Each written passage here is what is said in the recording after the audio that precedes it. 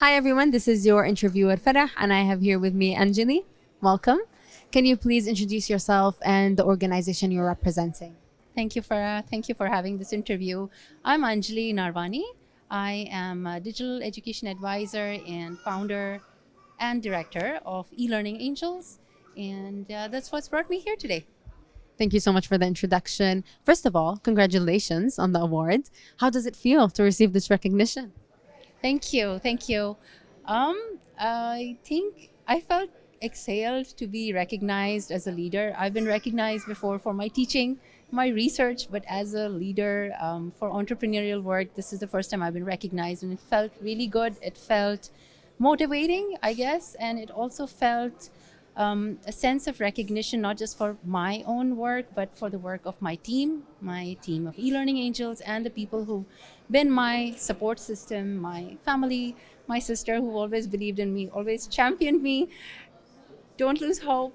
Keep pushing harder, keep pushing the boundaries. And I think this was more of a recognition of the journey and all the support that I've been getting. So it felt really good. Well, a round of applause to everyone involved. Can you tell us more about e-learning angels? Yes, yes, absolutely.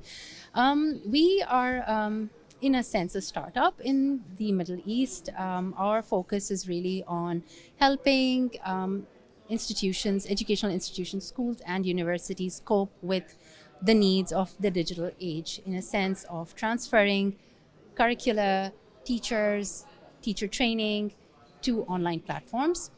We create content, we do teacher training, and we do a lot of instructional design work with people in the Middle East and in the United States.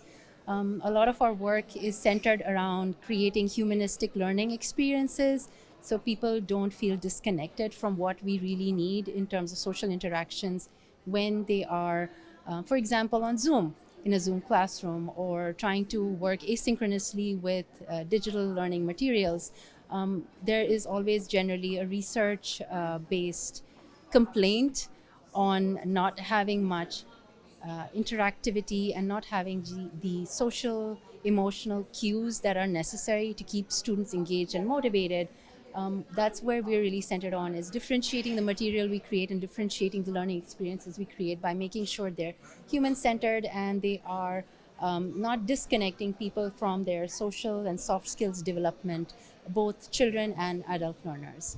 And based on your work experience, how do you see the role of education technology?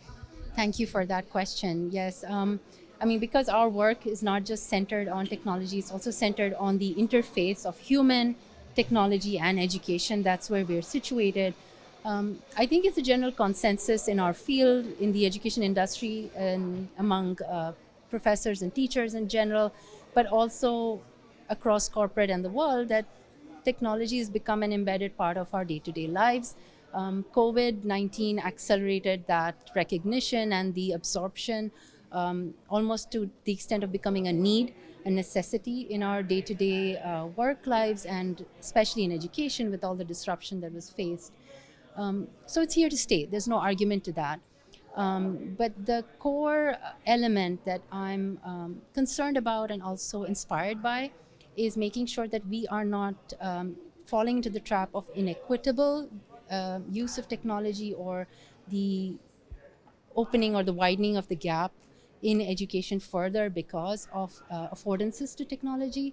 I've always been driven by the aspirations of girls, being a woman myself, a computer science major in the year 2000. I was one of 200 people to stay in the field and the only woman to stay in computer science and to pursue that, which was, I've heard of more brilliant people in the field who were even older than me, but that was challenging in the Middle East. And I recognize that I'm very sensitive to the challenges girls face, the stereotype threat that girls face in pursuing very hard sciences. And to the point that Bill and Melinda Gates Foundation also has been pouring in a lot more in terms of funding to support both the empowerment of girls, child, and create online content for specifically reducing the equity gaps, create more equitable opportunities for girls to be able to access learning, specifically computational thinking skills. That's been one of the things that's really been driving me.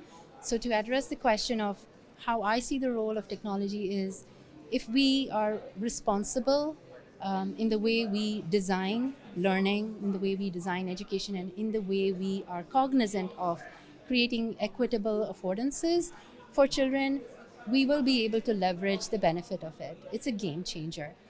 But if we are unable to lure in and keep students of all genders, of all groups, of all ethnicities engaged and able to access that education, I'm worried that we shouldn't fall into, widening that gender gap. So I'm very cognizant about that in my work, and I try to do my best with both my team and the community work we do in making sure women, whether they are computer scientists, teachers, psychologists, are always mentored well, have access to content as well as opportunities to apply what they're learning.